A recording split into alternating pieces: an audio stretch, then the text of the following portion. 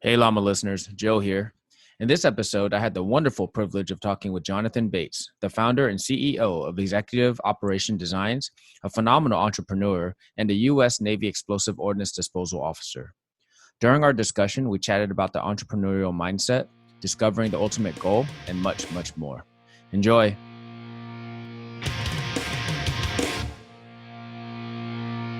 Life, learning, leadership, the Llama Lounge.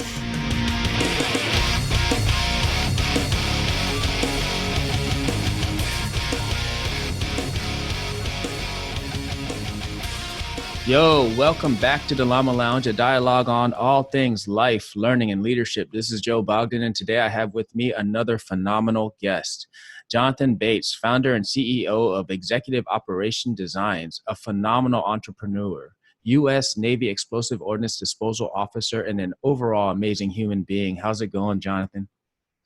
Oh, Joe, thanks for having me on, man. I cannot wait to talk. Every chance I get to talk to you, I've really enjoyed, and this is going to be fun. Oh man, I feel exactly the same. Every time I talk to you, I learn something new and just look at things a little bit differently because, man, the way your brain works, I just want to get this out there for everybody. I think it's just amazing. Well, thanks. I can't wait to share, and we'll see if everybody else thinks I'm as weird as you do. Weird's good, man. We need more weird in the world, I think. So how are things over in your neck of the woods right now? I mean, with everything kind of going on in current events. I would say that, things have been cooling off for a while, and the region that I'm in, southwest region or southeast region of the States, I'm actually in the panhandle of Florida. It's really relaxed and open. So I think the best term that I've seen describe all the, the COVID crisis and stuff like that is we're in the same storm, but we're not in the same boat. Mm. And this region, has enough room between people and enough room around the infrastructure for people to, open up and be a little more relaxed than, say, New York City, where people are on top of each other and the risk is greater. So this region is really relaxed. They've opened up the beaches. They're back to 50% restaurants and, trying to get the economy back rolling. So it's good. Yeah, that's awesome. Yeah, and I think that's a great analogy because, it's weird. I'm in California and it's a gigantic state, and to have rules that apply across an entire state like this, just, it clearly doesn't make sense. It's different up in NorCal than it is in, LA and everywhere in the middle. So, yeah, I think that's a great analogy. It covers it really well, man. So cool. So, hey, so when we have guests, we like to start off the episodes by asking them to tell their story, because we find that, our listeners can often glean some nuggets of wisdom and inspiration from hearing the stories of others. So I was hoping you could tell us a little bit about yourself. How did Jonathan Bates become the Jonathan Bates we see today? Well, it's been an adventure. I've had a good time the whole time. I don't know about everybody else. No, I grew up in southeastern Washington State, which is a desert area. Yeah. It's called the Tri-Cities, where these three rivers meet, the Yakima, Snake, and Columbia River. And it's a nice place, very sparse, vegetation. It's more of a farming community. And that was just so fun that I decided to get out of there as much as possible. So when I was in high school, I signed up as an exchange student. I applied to be an exchange student with my best friend, and we both did it as a joke. And we both got accepted. And so he went to Mexico for a year and I went to Australia for a year. And when I was 16, I learned how to scuba dive on the Great Barrier Reef. That's awesome. And that trip actually shaped, what I wanted to do with my future and all that sort of thing. Because when I came home, back in reality, going to high school, nobody in my family had, nobody in my immediate family had a college degree or anything like that. And nobody ever even talked about college. When you were out of high school, that was it. You're on your own. Yeah. And so when my best friend was like, hey man, I'm going to join the Navy, I was like, that sounds crazy. Let me go up with you to make sure you don't do anything stupid. And we both came back enlisted in the Navy. Oh, man. And while they were, you take the ASVAB test. I don't know if you remember when you came in. Yeah. And So I scored good enough where like, hey man, you can do anything. You want to go to nuke school and all that stuff? I'm like, nah, I want to, do something fun. Like, is there a diving program? Because I love to dive, and it's been years, since I went to, to high school in Australia and was diving all the time. And that was such an impactful experience that I signed up as in the dive farer program in the Navy. And that was it. That's all she wrote. I've been in the Navy ever since. That's awesome. That is awesome, man. Sorry, go ahead. Oh no. So when you're in Australia, I wanted to go back real quick in Australia. I mean, so you were there for 1 year going to school there? Yeah, 13 months. I stayed as long as I could. I paid taxes. I had a job. I was like trying to be as integrated as possible. It was on the coast, and I lived way far away from the coast, so it was definitely a different experience for me. I loved it. Wow, I'm just so jealous right now. I just think that would be so cool to go do that and just be able to go to Australia. And then, and it's awesome how that kind of shapes, your decisions. So that kind of drove later on, you joined the military, becoming a diver. And can you explain a little bit about like what that entails, the job that you took? Yeah, so I joined under the dive fair program, and in that program, it's changed now. I don't know what it is exactly, but it's when I came in, it was the possibility to go SEALs, diver, or explosive ordnance disposal, and I had no idea about any of those things. Like the coolest movie back in the day was Navy SEALs, and Charlie Sheen. And then there was this movie called Clerks where they made fun of it, and that's the only thing I remembered. They were like, I don't know if have you ever seen Clerks? Yeah. Amazing movie. Yeah. So he was in the video store and he's like, ooh, Navy SEALs when he saw the movie. And I was like, I don't want to be a Navy SEAL. And then I didn't want to be a diver once I learned more about it. So the choice, to go to Explosive Ordnance Disposal School came up, and it was explained a little bit more, but basically it was all about being able to do something different throughout an entire career. You weren't locked into being an electrician, because that's what I came in as a study to be an interior communications electrician. And that sounds super boring to me. Just do one thing for a long time. I mean, there was some cool fiber optic stuff, and I was trying to think about a job afterwards, and that's why I went into that field, because you had to have a source rating back in the day. You couldn't just be Navy tech like you can now. So, then you go I went from Great Lakes to Panama City Beach, Florida, which is where I am now.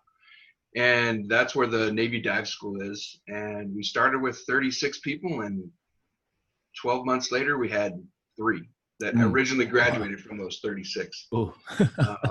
So it was fun. I mean, it was brutal and rigorous, and that's the kind of thing I thrive on. I love being yelled at and and given the challenge of learning, and then overcoming obstacles to make opportunities, which is, and that I would say that the Explosive Ordnance Disposal School is the second most influential thing that I went through, because it helped me. It's where I first started learning that figuring out the ultimate goal in something and then accomplishing it, how I accomplish that, is up to me. And so that's really what has shaped probably pretty much the rest of my life, to where I was, I'm given a task, and then it's up to me to figure out what the ultimate goals of that task are, and then how to best accomplish them. And then to do that whatever way you feel meets your core values. And so because we say, there's 1,000 ways to skin a cat. When you know what the ultimate goal is, there's not just one way to get there. And that's the beauty of having that thought process, so that you can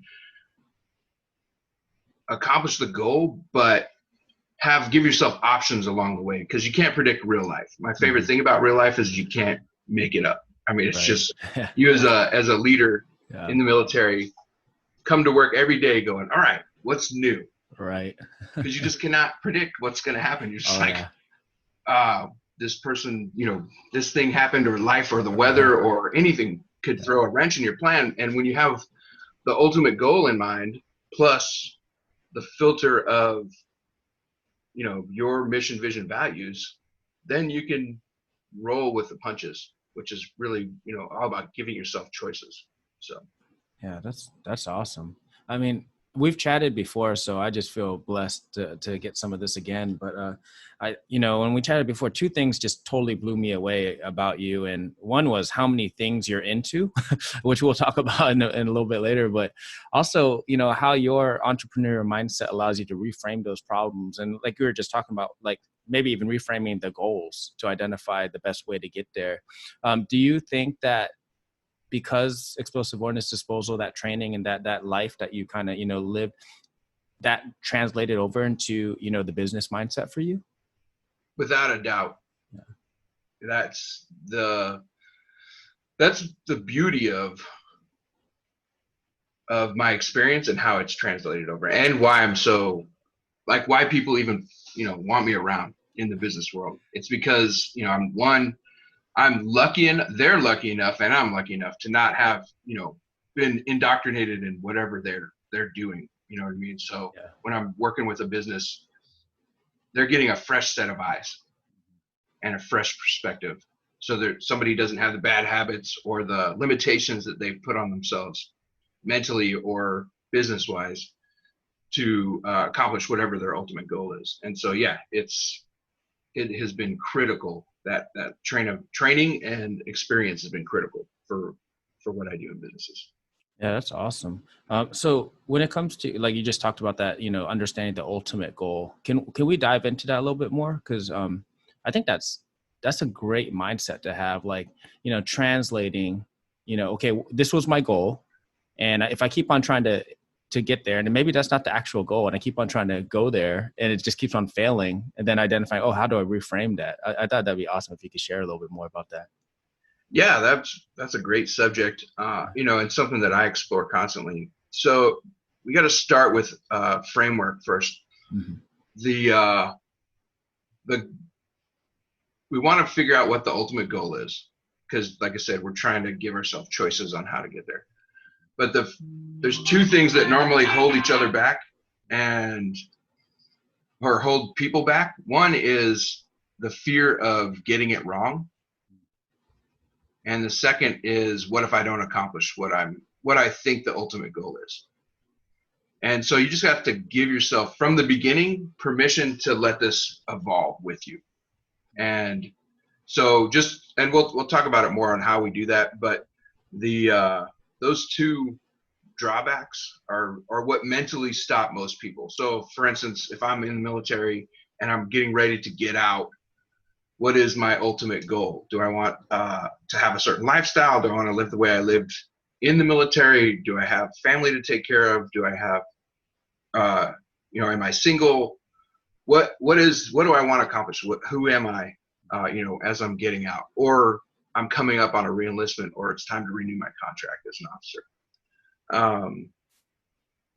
So all of those, that's like a decision point, but what, we have to dig into on what we really, really want.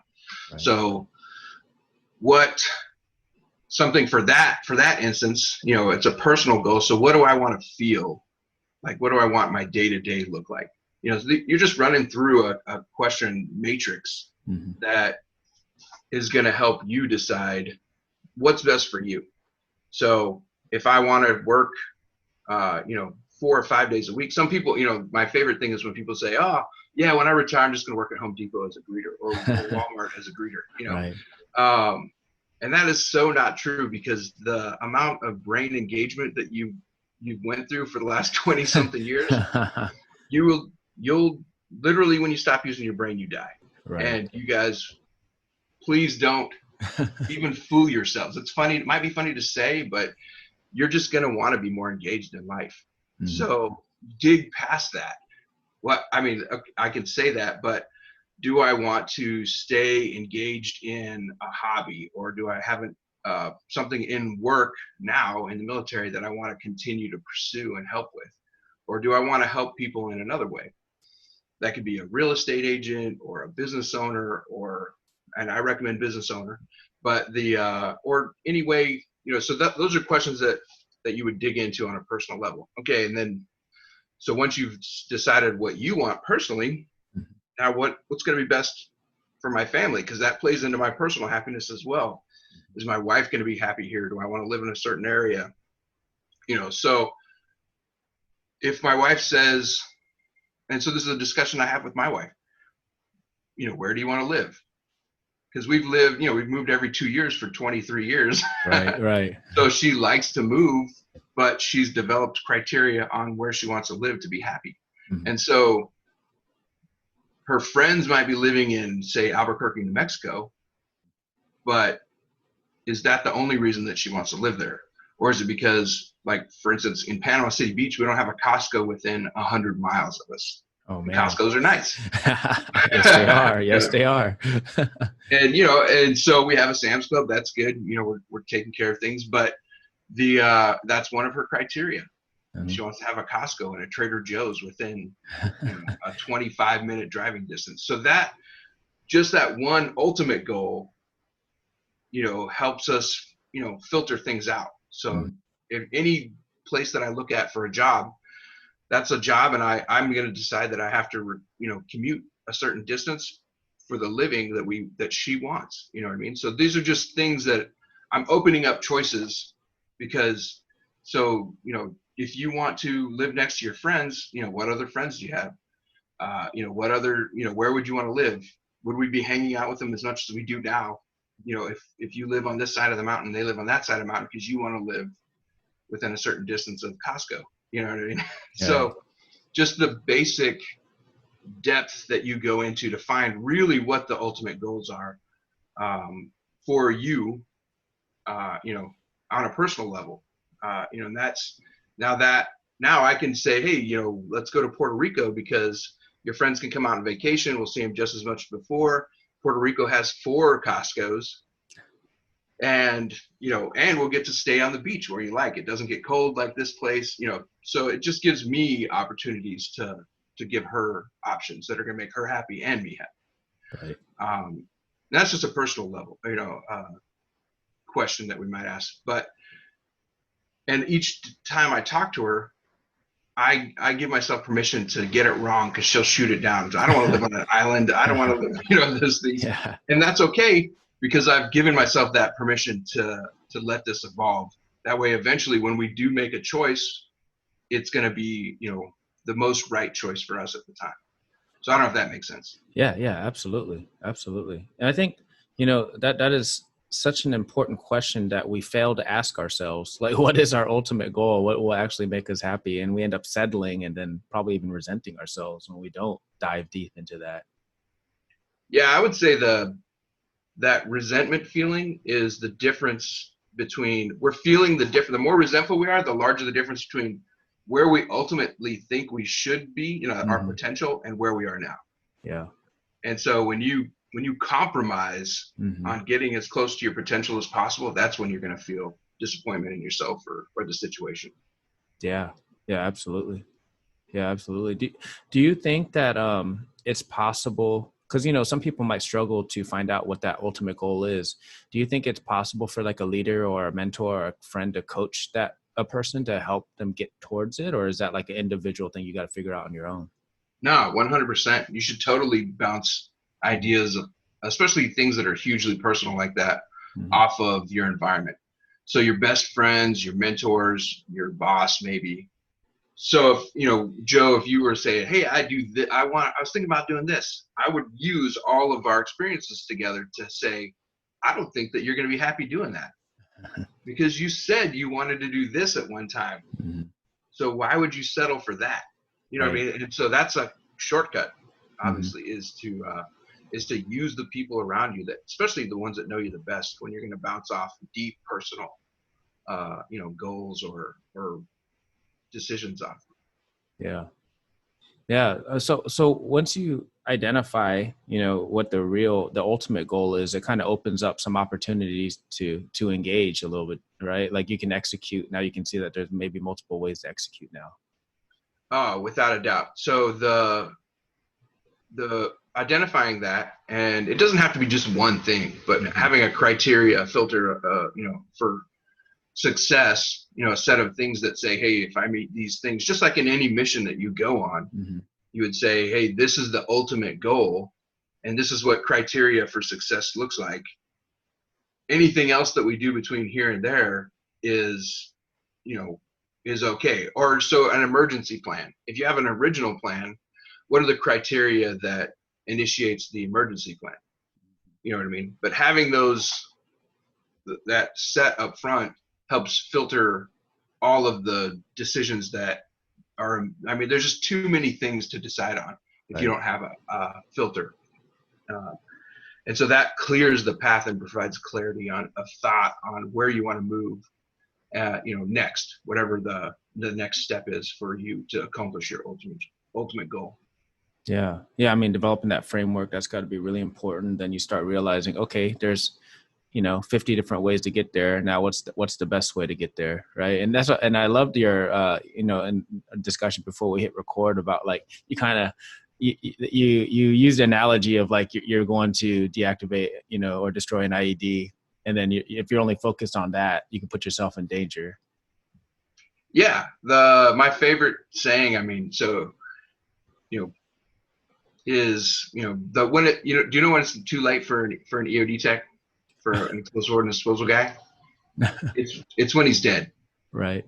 So if any point in time you realize that something's not the way it needs to be so that you can succeed, that's when you take stock and move and change and make it so that you can succeed. So just because, like I said, those two fears, what if I don't get it right and what if I don't accomplish it? At any point in time, I like to set goals so for businesses, we're going to set a quarterly goal and a yearly goal, where every quarter we sit down and we evaluate our plan, and we're looking for 1 to 3 degree changes at the most. And then every year we're going to sit down and look for a 5 to 10 degree change, because life changes, life happens. You might have a kid. As a business owner or as a military person, you might have an injury. You might have the market change. That's a retirement.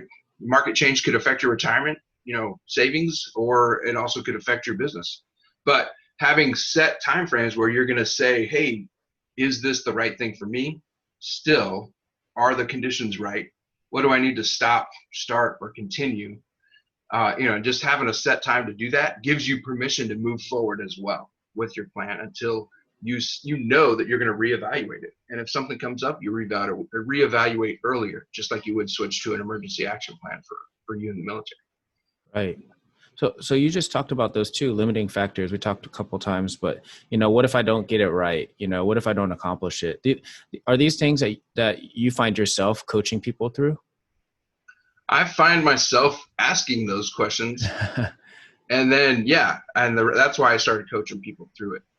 And that's why I came up with a framework of 1, be ready to forgive yourself for making mistakes. 2 is moving forward and having a set time to reevaluate. Because I've had multiple, I can't tell you how many business owners where I'm saying, hey, we crushed it. We got our goal and we're moving forward so hard. But I have a problem. I'm like, well, what is it? And they're like, it turns out this isn't what I want. Great. That's awesome. That's the best news I've ever heard. 1, you're accomplishing your goals. 2, you've decided you needed new goals. So then we just reevaluate and shift, because it's not too late. Yeah. That is so cool that people are willing to do that, because how many people just fall into that sunken cost fallacy and just stick to whatever they're doing that they're miserable doing forever? It just seems like it happens all the time. It happens to us in the military. How many training areas have you seen built? And they're either sitting in the back, or you don't go there anymore, or you keep going there even though it's not the best thing for you and your people. Right. Yeah. And it was like, oh, don't bring that up. Don't bring that up. We'll just go ahead and do this again and again and again. Yeah. That's amazing. And that's what I think, one of our command chiefs kind of talked about how airmen, we need to be more entrepreneurial airmen. And I asked him about it. He was like, I'm just talking about problem solving. We got to find innovative ways to do things. We need to test some things out. And I was like, yeah, that's an amazing perspective to have. And I thought that's where it started fascinating me, the whole, and talking to people like you and getting that different mindset, because it can translate to so many different things, whether it's, within the military, problem solving at home. I mean, you know what I mean? Or just getting through all of this. We're in a very ambiguous, volatile environment right now, and just trying to get through it and manage the situation. I mean, this is a mindset that can help us get through and navigate through a lot of these things. Yeah, I agree. If you're feeling uncomfortable with any situation, you need to take stock and say, hey, what am I trying to get out of this? Why am I here? Whether it's in going down range or getting ready to get out, are you happy with where you're at? If you're not, let's try to figure out, and start the matrix over. What's my ultimate goal? What, really what is once I know, like we were talking about earlier, hypothetical, if I was to get a call at an ID, for an ID at a medical facility, there's people in there and they noticed there's been explosions in the area, and they noticed somebody they didn't know leave something near their window and near their door, and they're afraid to go outside because for whatever reason. If the goal is to get there and just disarm the IDs, that person might have been looking for something, watching us practice or do jobs for months. And so they might have set up a booby trap. Right. Is my goal to disarm the IED, or is it to get the people out safely and continue being able to use that facility? Those are two different goals. And if one of them, they have two different risks. So if I know something's near a window and I know something's near a door, why would I walk up to the window and to the door on the clear path? Why would I not take a more circumvented path that I can get a different point of view, I know is safe because I know they wouldn't have thought to booby trap something on that route. And then I can assess the situation. If I need to, I can open up a wall and get those people out, and then come back at a time that it's safe for everybody to deal with whatever the problem is. Right.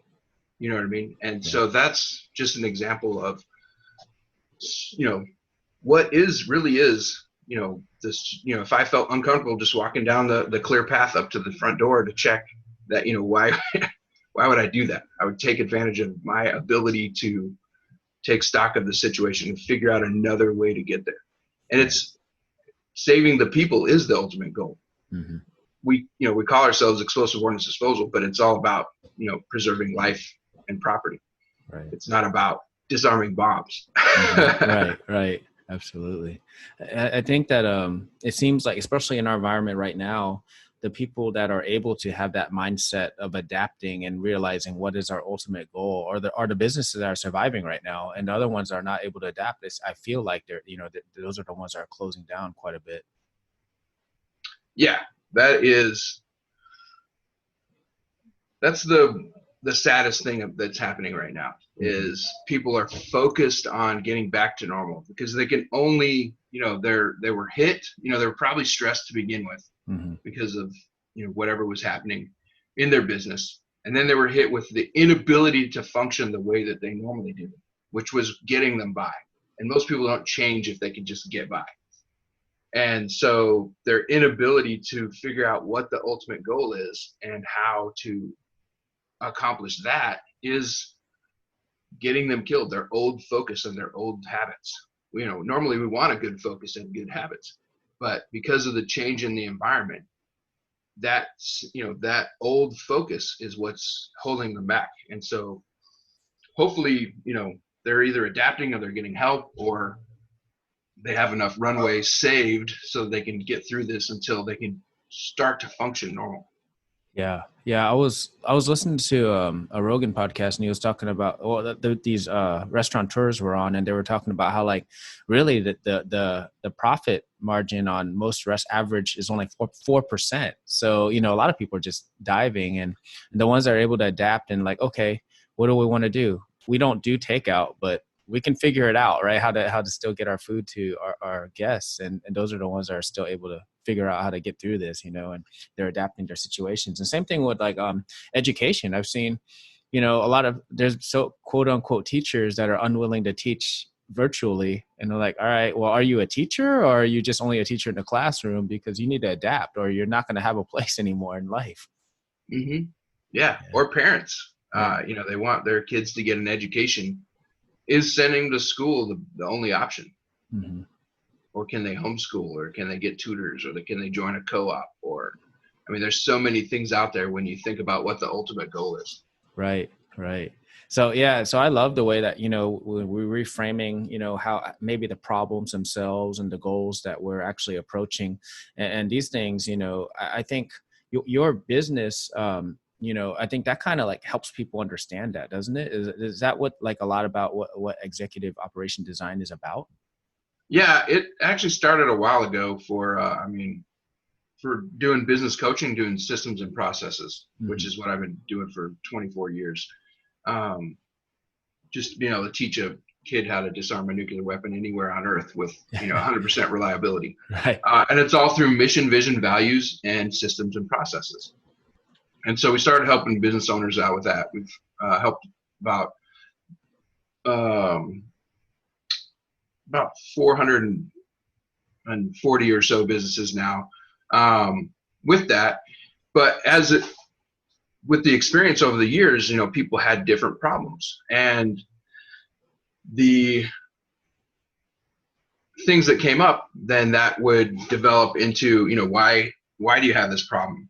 What is the ultimate goal for it? Can we help you with that? And it turned out that one business couldn't hold all those things. So we would give referrals, or, to people who, we'd find people who met our mission, vision, values standards, and we would refer to them to other people. And then when something didn't exist, we would go ahead and create it. And so currently on our website, we've morphed into, because I find more joy in it than the tediousness of building up the systems and processes, which is critical. But we've gotten we still do that, but we have coaches that can do that. I don't have to focus on that anymore. But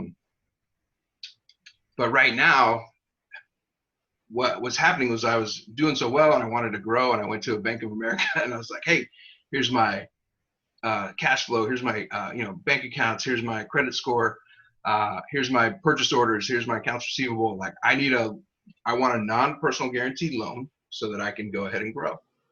And they were like, hey buddy, hit the bricks. I'm like, what are you talking about? And they're like, you don't count. Like, we're Bank of America. We have standards. You have to have a 850 credit score, and you have to have these things. And you have done zero over the last 5 years to build the credibility of your business up with the people that a bank looks at. So banks want to help you, but they have a set of criteria. And if you haven't done the work to build your business up to meet that criteria, you're never going to get a personal guarantee loan. Mm-hmm. And without having just giant deposits in the bank that would make it so you didn't need that money. You know what I mean? Right. So so I was, took my tail tucked between my legs and left, because I had no idea what they were talking about. Because I don't know if you've ever been denied, and they were like, for anything, and they're like, hey, well, you're just denied.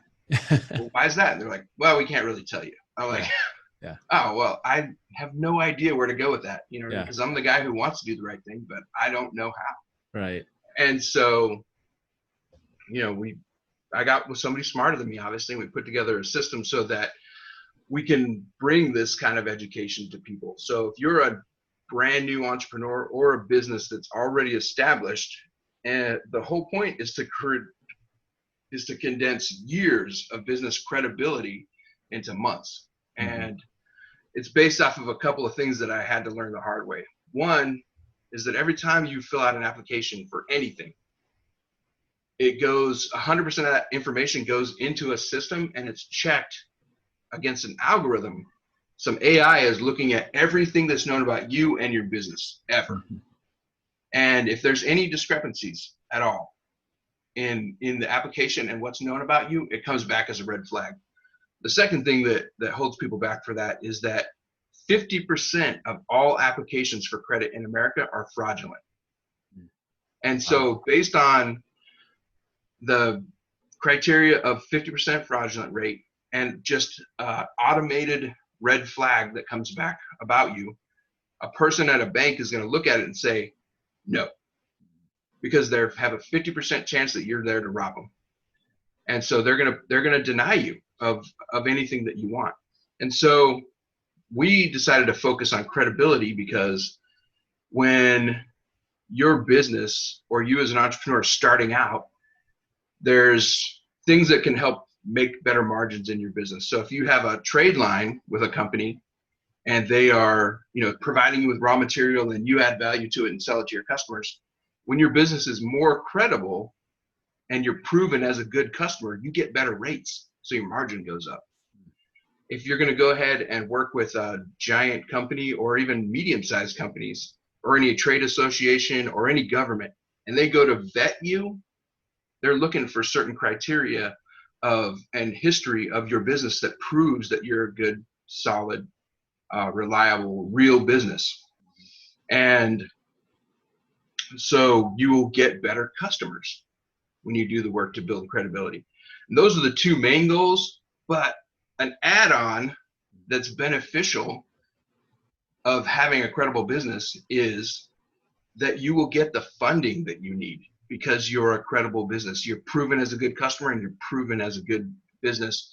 And when somebody who has the algorithm goes and checks everything known about you, that algorithm shows that you're reliable and they'll give you more money. And the whole point of all of it is to be able to shift all the risk from you personally as an entrepreneur to your business. So it doesn't mean you're going out to try to get in debt. It means that if you're spending money on your business, you're building your business up. I don't know if you've ever had, or anybody that is listening has ever had a conversation with their wife like, yeah, I'd love to get a great rate on that car, but I'm bootstrapping my business and my credit's not that good because we're maxing out our credit cards every month. We pay them off every month, but we're using all of our credit to fund our business. And so transferring all of that into your business name and freeing up your personal credit is what, like I said, taking all the risk off of you and putting it into your business, making it fund itself. And the sooner that you start that process, the easier it is. So if you're just starting out as an entrepreneur, while you have good credit, it's easier to build the credibility of your business up, because without a credit history based off of Dun & Bradstreet business, Experian business, and Equifax business being able to be referenced, they're going to use your personal credit until you have that established. And I didn't know any of these things. Right.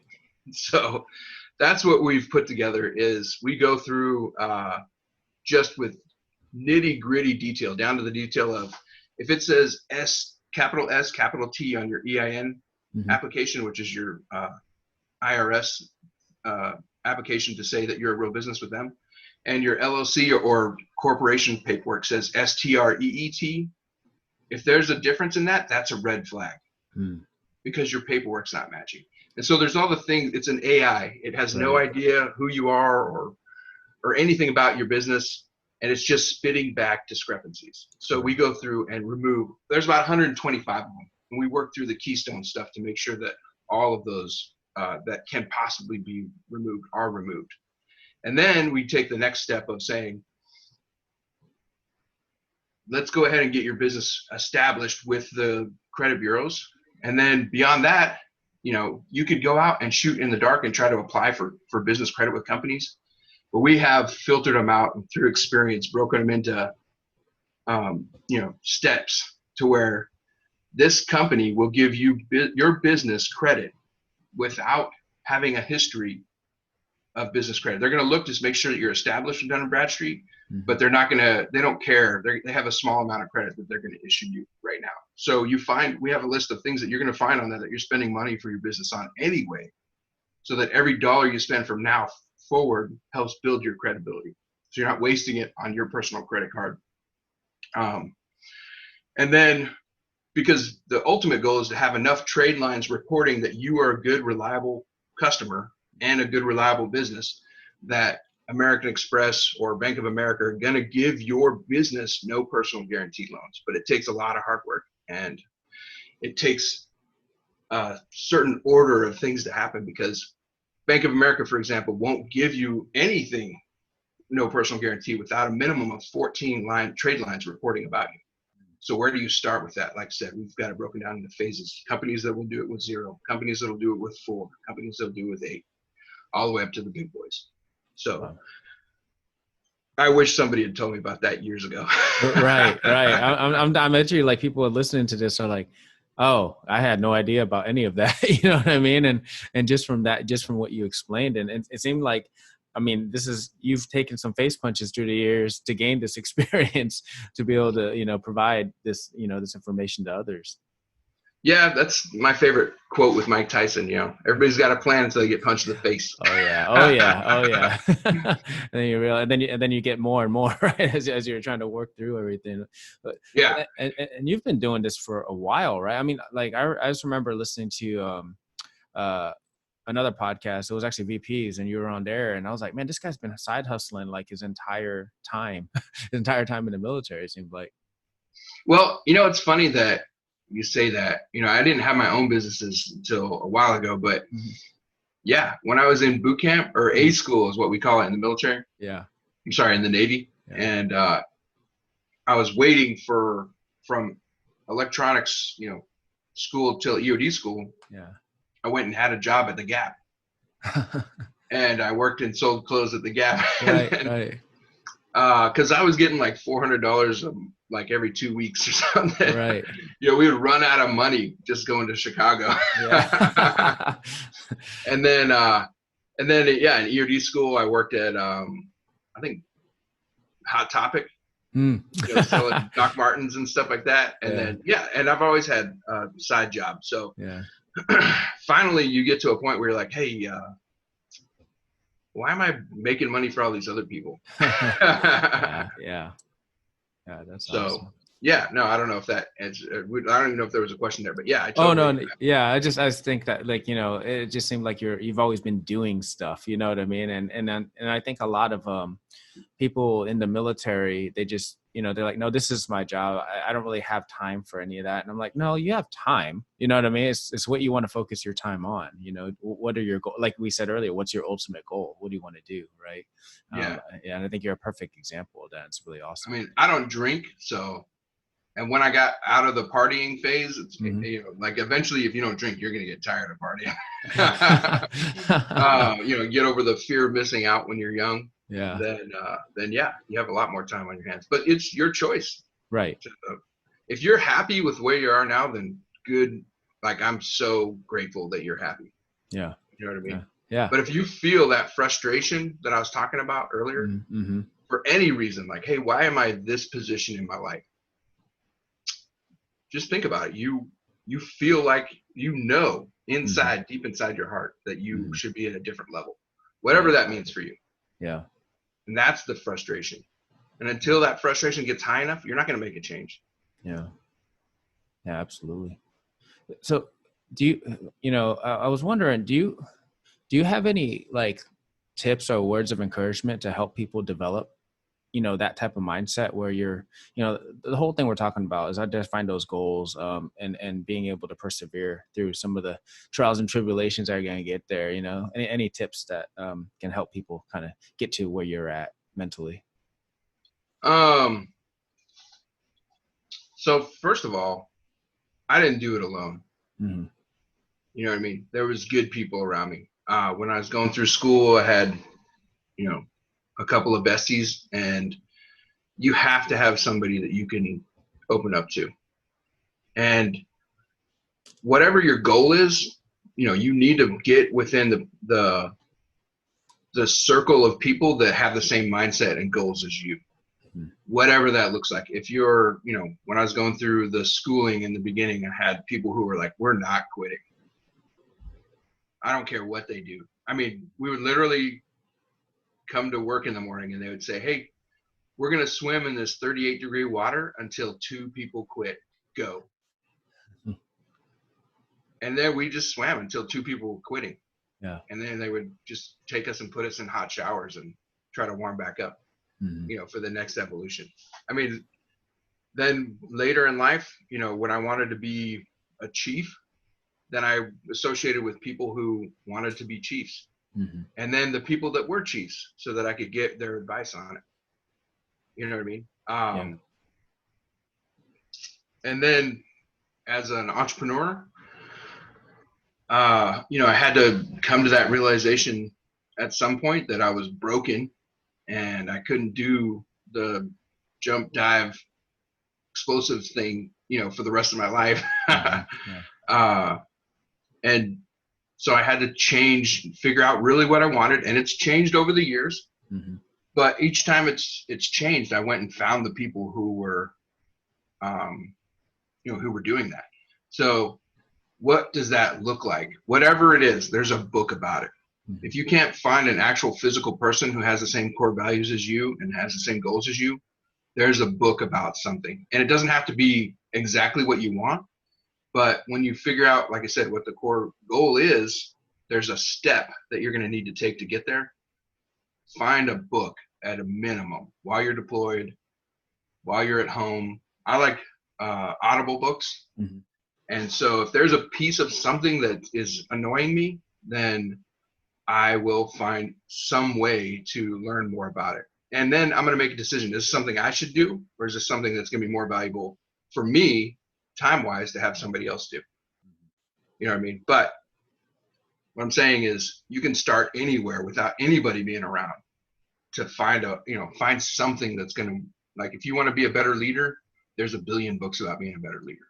If you want to be a chief, then, what are the criteria? Go look at the criteria for becoming for the ranking board, whatever that looks like in the Air Force. I don't know. Right. In the Navy, we have these ranking boards Mm-hmm. where at a certain, rank, somebody's going to sit down and look at your record, Right. and they're going to compare it to somebody else's, and they're going to decide who's number one. Yep. Very similar. Yep. Mm-hmm. And so one of the things I did with my guys is I got everybody at their ranks. I got all the commands, blanked out their names and socials and info, and I made them rank each other. I gave them the criteria, literally Mm-hmm. criteria that they sit there at the board with, that they're judging on. And I say, hey, this is your rules. Read all these evaluations, and tell me who's number one. Mm-hmm. And based off of that criteria, if they didn't fall out as number one, I was like, why weren't you number one? Mm-hmm. And they're like, well, I didn't have this and this and this. Well, and why else? Oh, this was written different. Why was that Mm-hmm. number one? Oh, it was written well because of this and this and this. Mm-hmm. Well, good. Now, from now on, make sure that your evals meet these requirements and you write them to this standard. Mm-hmm. Because you can't rely on other people. You know what I mean? So always my guys are, top of the list, getting promoted when they want to, all that sort of thing, because I make sure they know whatever the, next step is. But so that's one thing that you could do at any point in time for anything is find, if not a person who can guide you with that, then whatever the instruction is or a book to help you take the next step, then reevaluate your goal and take the next step. But yeah, the more that I've involved myself with actual live people that were like-minded, and try your darndest to find people that are more successful than you. Right. And, you know what I mean? Yeah. That's what moves you forward. And every single time that I've moved up a notch in success and, business ownership, my personal satisfaction with where I am in life has gone up based on, making more money, being able to be a better leader inside of my businesses and at home and at work. All of those things are critical. That's awesome. Yeah, that's great advice. That is really great advice too, and it translates to everything. So I appreciate that. So we typically when we get close to wrapping this up, we do. I'd love you to plug in some of your websites, but we wanted to talk about these things. We call the rapid fire leadership questions. All right, I'm going to give you a series of 4 questions, and however you interpret the question, however you want to answer it, it's totally up to you. Cool. Okay. All right. First question: favorite leadership trait?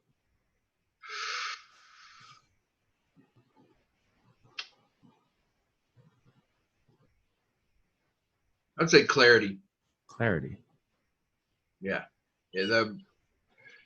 Every single time somebody's been able to be clear with me on what they want, Mm-hmm. it's so much easier to accomplish that, because it knocks out because I'm going to do I don't think about things like everybody else. Even for an EOD tech, I'm weird. And so if you say something, I'm going to figure out what that ultimate goal is, and I'm going to do it as quickly and effectively as possible for me. Right. And that might not be what you want.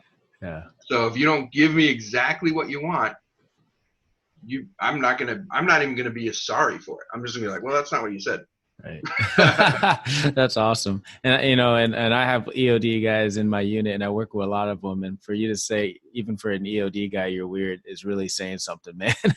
Oh, yeah. All right. Question number 2. What is your favorite quote?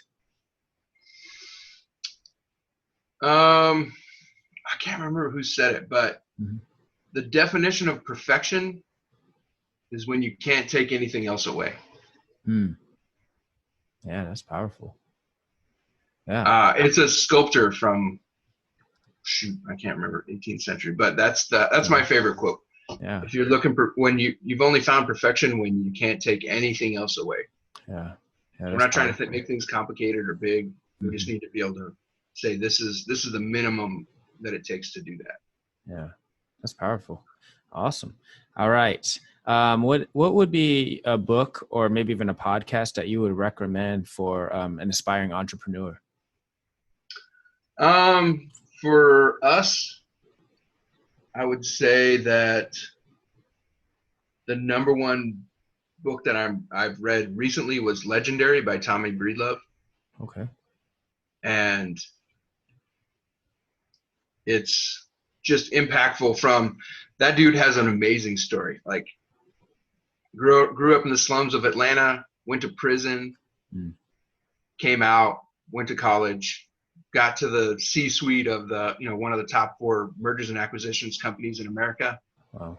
And just woke up one day, I want to say in a ditch, and it was just like, I cannot live like this. You know what I mean? Like everything that was, if you're like, oh, that's what success looks like. Yeah. It just eats you up inside if you're not a whole person. Yeah. And so physical, mental, spiritual, family, like you have to consider all these things. And Tommy puts it pretty well. He's got a great relatable story in a book that's easy to consume. Awesome.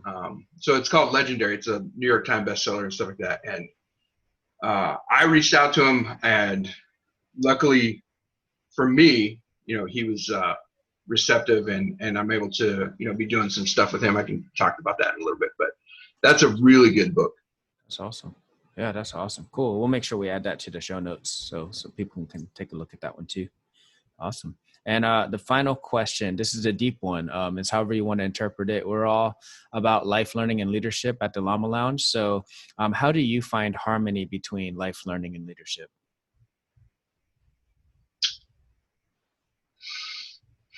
I would say relentless. That's one of my core values. And I'm just relentlessly trying to learn. And if I make a mistake, especially as a leader, and that hurts me inside, and I need to, figure out how to fix it and how to not make sure it never happens again. Yeah. And so as a father, in life, as a leader in the military, and at home, it's a continuous learning cycle for me. I wouldn't even say that I've scratched the surface. Yeah, that's awesome. No, that's great. And I think that's that's everybody, right? We're always getting better. So great. I really appreciate it, Jonathan. And we'd love to offer you an opportunity. How do people get a hold of you? How do they see what you're working on? And maybe some things that you're working on right now? Yeah. So I have my business, definitely what we talked about earlier, the executive operation designs, at askeod.com for the business credibility stuff that we're working on. But the thing that I'm super excited with right now is, as I'm going through the disability evaluation system here in the military, getting processed out for being broken. Yeah. They have in the Navy, it's called Skill Bridge.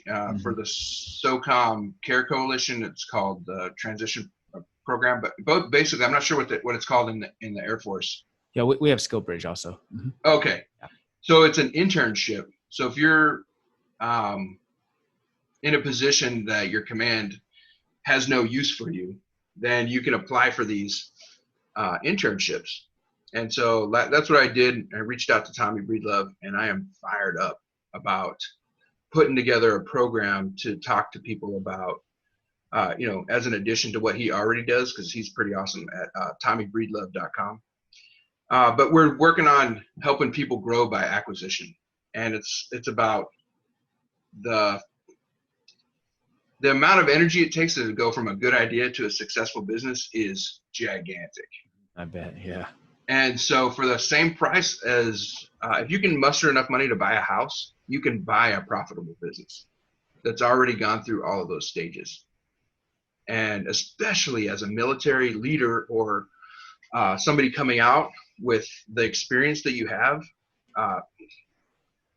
it shortcuts your ability to get to a profitable business. I mean, it's astronomical how much time it saves you and energy. It's not easy, but it's definitely not as hard as trying to start your own business. Right. And so that putting together the growth through acquisition, some people calling it that acquisition entrepreneur is program for and with Tommy Breedlove is amazing. And so he's got some retreats coming up, and his book, like I said, legendary. Those are good places to start. Another book that I would read just to get that thought process in your mind as a military guy is called Buy Then Build. Buy Then Build. And that book really captures the whole thought process of, and it's by a guy named Walker Deibel. I don't know. It's Deibel. But Buy Then Build. But that'll help you guys open up your mind to the ability to actually buy one of the top 1% businesses in America today. Because right now, I think 12,000 baby boomers are retiring a day or something like that. But there's $10 trillion worth of business that needs to transfer ownership from the people who are successful right now to you, especially the military people who are not done serving America. Small businesses are the backbone. Yeah. And just like you were able to help America by serving overseas, this is how you can continue to serve, preserve people's jobs, bring the culture and the, camaraderie that is in the military, and bringing that to a small business here in America, making enough money for your family and providing for others. So those are the things I'm fired up about right now. That's awesome, man. You're firing me up too. That's amazing. And I really appreciate everything you're doing, Jonathan. I mean, like helping, just coaching people, helping people figure out what their passions are, their ultimate goals, getting to that next level. And then also for your service to our nation, man, I really appreciate you. Oh, thank you, brother. I couldn't do it without good people to serve just like you. And if anybody has any questions, they can reach out on LinkedIn or email me at jb@askeod.com, askeod.com. And I'd love to help answer any questions. Awesome. We'll make sure we link all that too, man. Well, appreciate it. Thanks, brother. No worries, my man. Have a great day. All right. To all our listeners, thank you for tuning in once again. Be safe, stay healthy, and llamas are out. Thanks for tuning in to the Llama Lounge podcast. Be sure to visit the homepage for links to products and services related to this episode. And don't forget to subscribe to the show on your podcast platform of choice. See you next time.